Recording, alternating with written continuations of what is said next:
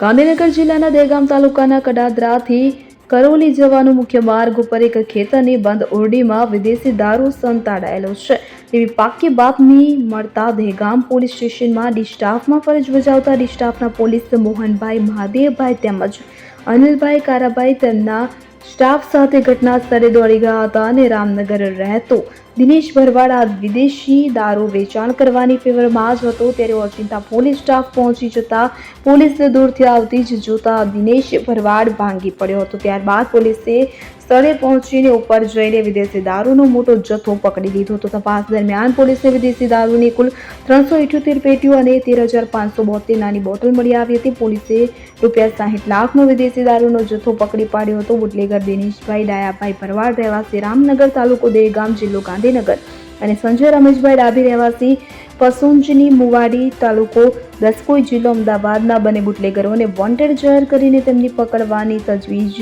દહેગામ પોલીસે હાથ ધરી હતી। આટલો મોટી જથ્થામાં વિદેશી દારૂ પકડાતા દહેગામ ડી સ્ટાફને મોટી સફળતા પ્રાપ્ત થવા પામી છે। અગરસિંહ ચૌહાણ સાથે CN24 ન્યૂઝ હરસોલી દહેગામ।